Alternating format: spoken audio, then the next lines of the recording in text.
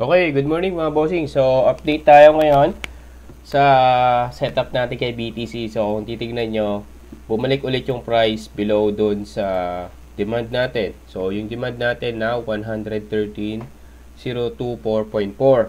So, ngayon, gagawin natin dito, mag-aantay or magti-trigger na tayo dito sa long. Maglulong tayo ng 113,024.4.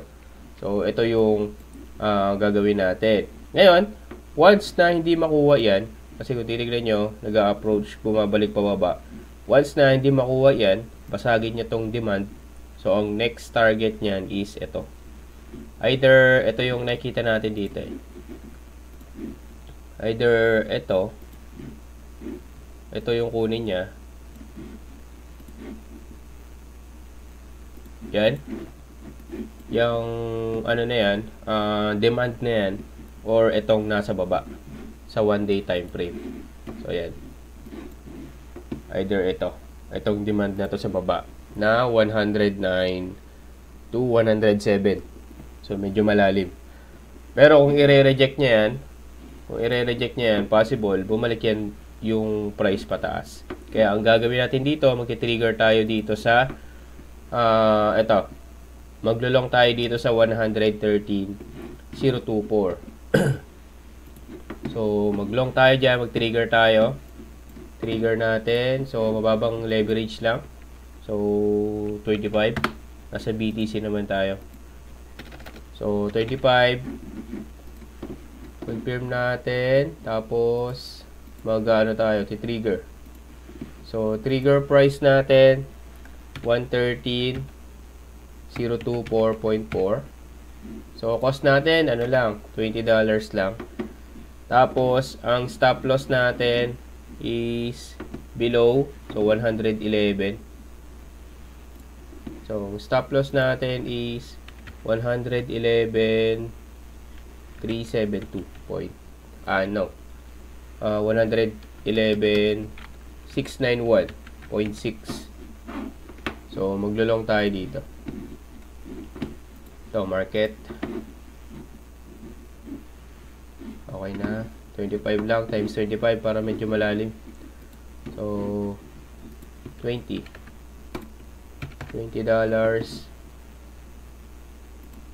Long tayo. Confirm natin. So, yan. Mag-trigger na tayo dyan. Mag-trigger na tayo.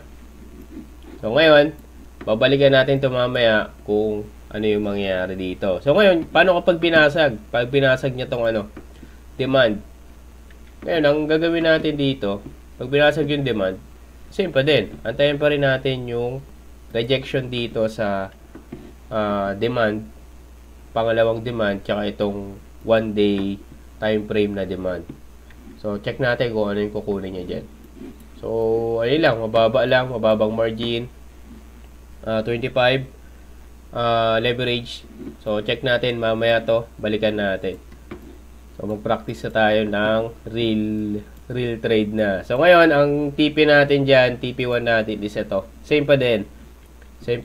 Yung 114, 760.9.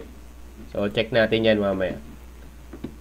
So, that's for BTC kasi possible mag-bounce back yan. Possible bumalik pataas kapag na-reject tong demand ulit na to.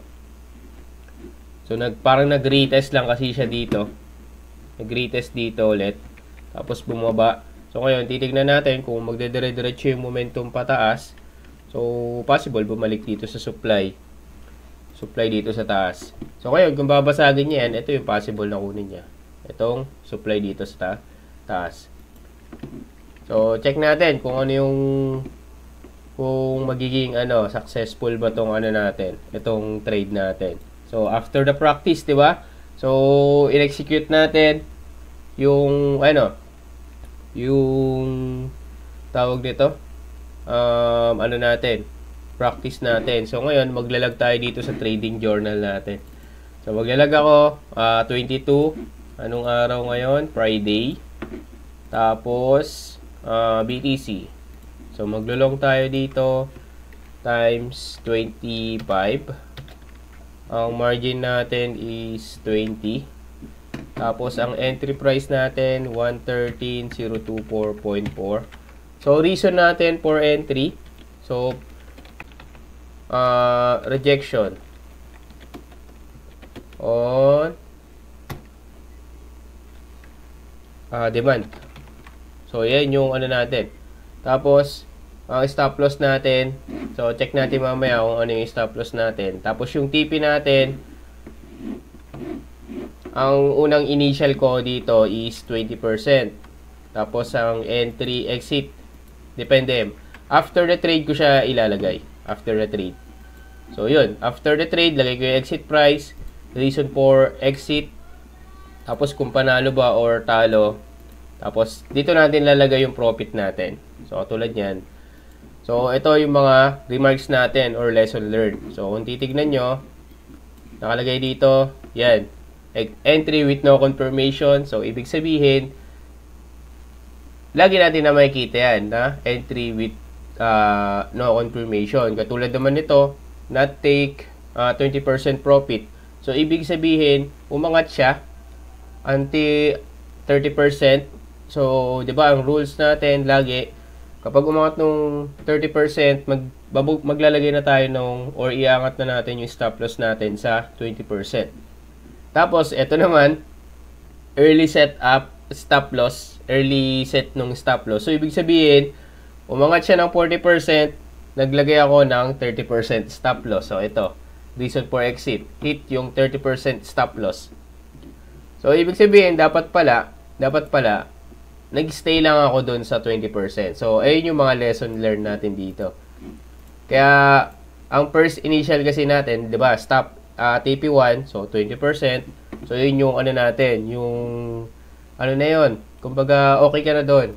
Huwag mo munang itaas. Huwag mo siyang depende sa atin kung paano yung magiging decision natin. So, kaya maganda nito.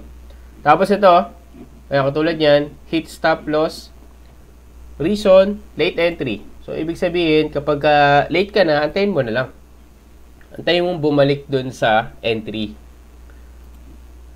Ito, meron naman, good entry but, late entry. So, ibig sabihin, para siyang ang ganda ng pasok mo pero na-late ka ng entry.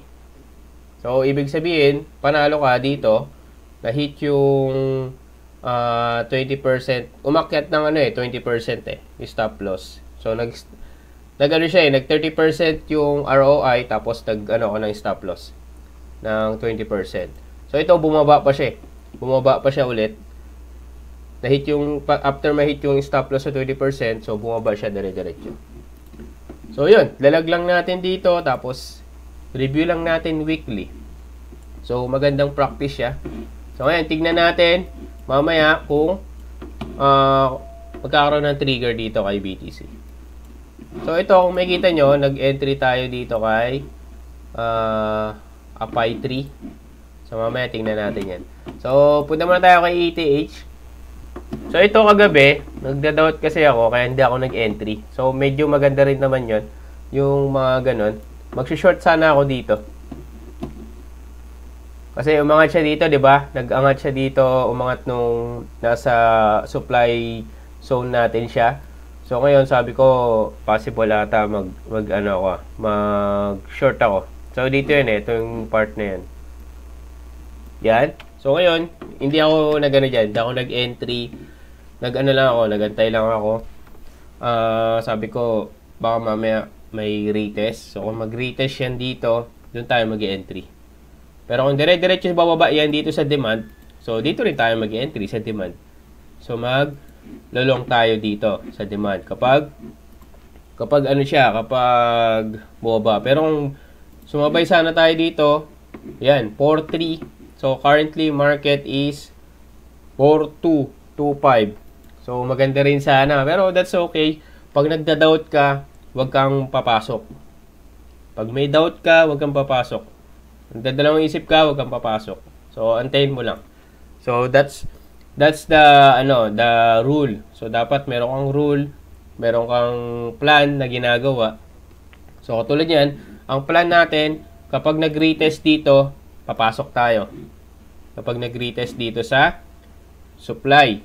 Ngayon, kapag dire-diretso baba, ang plan natin, ang titignan natin na position is long. So, ito. Maglulong tayo dito sa demand. Once na ma-reject. So, katulad nung sa BTC. So, ngayon, check natin kung ano yung magiging galaw ni ETH dito. So, ngayon, mag-ano lang tayo. Mag-observe lang tayo. Observe lang muna. Antayin lang natin to kung ano yung magiging galaw niya. So, possible, either retest dito sa supply or dire-diretsong baba dito sa demand. So, doon tayo mag-decide kung ano yung magiging ano natin. Entry natin. Kung magre-retest dito, short ulit tayo. Look for the short entry. Good short entry. So, dito naman, kung magre-retest dito, look for demand entry. So, tingnan natin, no? So, ngayon, observe lang. Observe lang ako dito. So, next natin si XRP. So, XRP, bumababa din, no? So, yun. Ito yung inaano natin. So, may plan tayo dito kay XRP. So, currently, approaching siya dito sa demand. So, ngayon, ang gagawin natin dito, wag muna tayong kaagad mag-entry dito. Antayin natin pumasok dito sa demand zone natin. Ngayon, kapag pumasok na siya dun sa demand zone, dun tayo mag-entry ng long kapag reject. So, ibig sabihin, possible, ma-reject siya. So, antayin natin pumasok dito sa demand zone natin. So, ngayon, kapag pumasok na siya dyan, dun tayo mag-lulong. So, possible, bumalik yung market pataas once na na-reject tong demand kay XRP. So, same pa din. Anong plan mo? Plan natin. So, possible, antayin natin bumaba dito sa demand. Then, after bumaba sa demand, let's look for the good entry sa long. So, yun. So, yun yung ano natin, yung gagawin natin practice dito. So, dapat may plan. Dapat may, may strategy na gagawin. So, antayin natin to kay XRP. So, ang possible kasi dyan, bababa yan dito sa demand.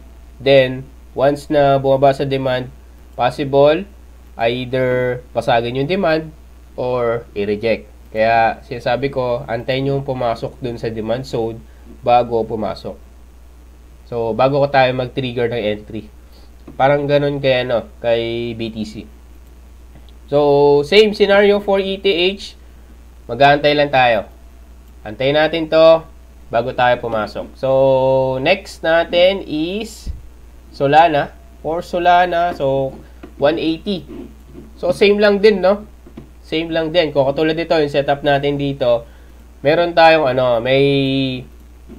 meron tayong position dito dapat na short. Kaya lang, kung makikita nyo, hindi na-hit yung demand. So, ibig sabihin, kapag kaganyan, wag mo habulin. Wag mo habulin dito. No? Wag natin habulin dito. Dapat laging may plan. So, kung hindi pumasok dito hindi na-touch yung supply mo, that's okay. Antayin mo na lang ulit bumalik dyan sa price na yan bago ka mag-short. So, ang next plan natin, once na bumalik dito sa demand natin, so, dun tayo maglulong. So, ito. Maglulong tayo dito. Antayin natin pumasok. Same scenario for XRP and ETH. Antayin pumasok sa demand zone bago mag-trigger. Then, kapag position na kayo, so doon na. Antayin na lang natin yung result. So, possible kasi bumalik to itong demand, itong market, once na i-reject itong demand, so possible bumalik pataas yung market. So, that's for Solana. So, ang scenario dito, possible bumalik dito sa 176. Tapos i-reject. Tapos bumalik sa taas. So, yun. Check natin kung ano yung magiging dito. Ano yung magiging tawag nito. Parang galaw ni Solana. So, yun. The plan ngayon is magantay. Let's wait before mag-entry. So, ayun yung update natin dito kay BTC, XRP, ETH, and Solana. So, ngayon, meron tayong pinasukan isang apay pala, apay. Apay. Yan. So, ito. Ba't ako pumasok dito? Wala lang. Hindi, joke lang. Pumasok tayo dito kasi possible rejection sa supply. Ito. Yung blue natin is supply. So, ngayon, nasa 1 day time frame tayo. Mababa lang to. Times 5 lang yung ano ko dito. Times 5 lang yung ano natin. Tapos, ang ano ko dito, stop loss ko is ito. Above lang ng konti dito sa supply. So, tignan natin kung ano yung magiging galaw niya dito. So, kung may stop loss tayo, so, yun lang. Mababa lang naman yung ano, yung risk natin. So, makikita nyo kasi nagkaroon ng biglang angat. So, ang take profit natin dito, ito, dito sa baba. Sa demand. Sa demand. So, ngayon, check natin kung magdedire-diretso baba ba to or hindi. O, kung may stop loss tayo, okay lang. At least, sinundan natin yung ano natin, yung plan natin. Kasi kung titignan nyo, kanina, kagabi yan, nandito. Ito, nandito siya sa 1.6. So, ngayon, nakita ko yung, naghanap ako sa left side ng possible supply natin. So, yun, nakita tayo ng possible supply. So, kaya, place tayo ng trigger dito sa 1.4979. Pero nag-trigger yan ng 1.4931. So, ngayon, check natin kung ano yung magiging result nito. So, balikan na lang natin to. After, siguro mamaya, balikan natin siya. So, ang ano natin dyan, position natin dyan. So, times 5. Times 5 lang siya. Tapos, ang margin natin, $15 yung tinrade ko dito. So, check natin. Times 5 lang yung, ano natin, yung leverage natin dito. So, check natin kung ano yung magiging result dito. So, for the news, madaming news. So, negative talaga. So, parang nagpapahiwatig si Fed na parang negative talaga yung cut ng rates. So, yun yung nabasa natin dito. So, wala lang eh. Pero, meron tayo. May mga nabasa tayo. So, take tayo dito kay Watcher Guru. Kung meron siyang mga news. So, China says it firmly stand with India opposing President Trump tariff. So, CFTC. Tsaka yung kagabi kasi, yung result, so medyo tumaas yung unemployment claims, kaya biglang bumaba din siya. Tapos, ito, yung flash manufacturing PMI, so tumaas din. Tsaka yung USD, ito pala, yung unemployment claims, tsaka to. So, nagtaasan sila. Ito, bumaba. Tapos ito, tumaas. So, ano ba yung aabangan natin? Ito, mamaya, yung speech ni Fed Chair Powell. So, possible to magkaroon din ng volume. So, tignan natin kung magkakaroon siya ng volume mamaya. So, alas 10 ng gabi. Alas 10 ng gabi sa atin. So, ito yung abangan natin. Si Fed Chair Powell magsasalita mamaya. So, yun lang naman. Nag-update lang tayo dito sa ano natin, sa mga position natin dito. So, check natin kung magti-trigger tong ano natin. Magti-trigger tong kay ano natin, BTC. So, ang ongoing trade natin si API 3 US 3. So, check natin kung kung magiging successful ba yung trade natin doon.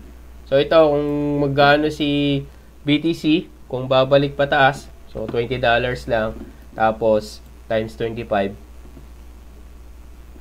So, yun lang. Update lang tayo. Check natin mamaya ulit kung ano yung magiging result ng entry natin. So, this is Kuya Ben Crypto. Peace out.